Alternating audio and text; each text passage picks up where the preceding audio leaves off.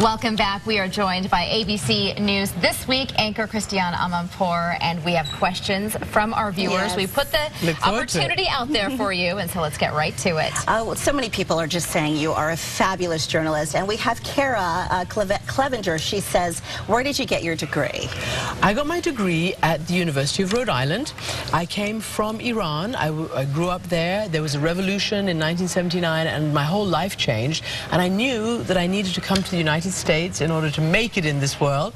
I wanted to be a journalist because, having experienced this kind of upheaval, I decided what I wanted to do with my life was actually report these kind of things. So I went to the University of Rhode Island, got my degree, then worked in the local, actually NBC affiliate there, and then joined CNN and worked my way up.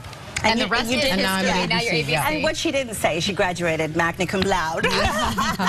Well, congratulations. Thank you. That's for Well, sure. you talked about growing up in the Middle East, and that inspired you. You wanted to tell stories. Mark Daniel wants to know, whenever she travels to a different country, like Libya, before Gaddafi, were you worried for your safety? You know, I have spent so much time over the last, 2 decades plus of doing this job in dangerous places that it's become part of what I accept as the baggage I'm taking with me. So the way I say it is, you can never say you're not afraid, because that would mean you're not aware, because these issues are really very dangerous. But it's about managing the fear, about using the experience that you grow and you accumulate over many years of doing this to really have a sort of a sixth sense about what to do, where to go, how far to push it, and knowing when to push it and when to stand back. And I've had to do both. I've pushed it in order to get the stories, and I've stood back when I've seen crowds getting ugly. I've turned away, and very fortunately, again, touch wood, it's worked out. It's all about that split. It is actually. Call. It is. And so much social media is driving what we do. You tweeted, 'cause when you landed the first interview with Egyptian President Hosni Mubarak,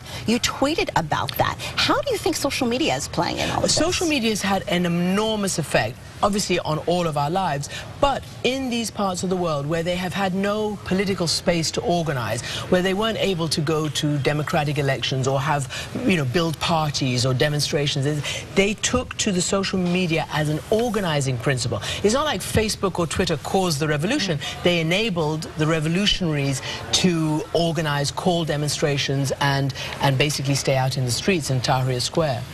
Eric Mendez says, what are your thoughts on the situations across the world, and which problems or issues are most concerning to you?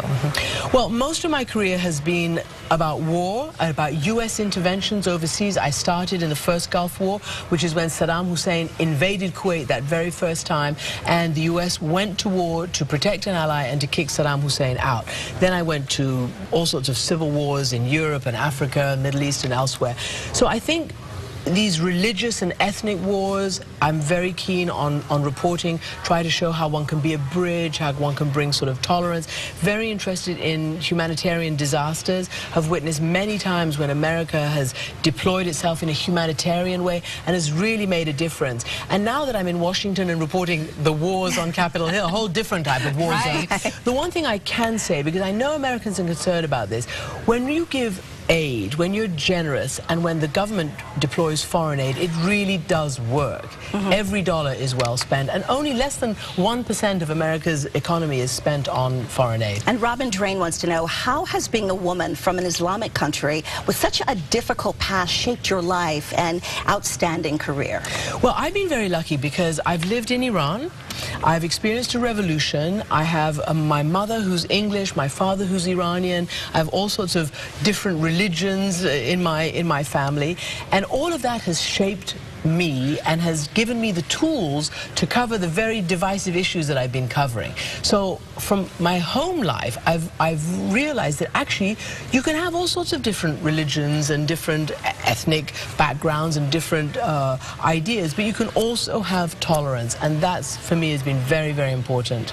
Christiane, thank you so much for being here with us. Thank you both very much. It's been a great pleasure. It's been a pleasure, and congratulations again on your award. Congratulations is in order.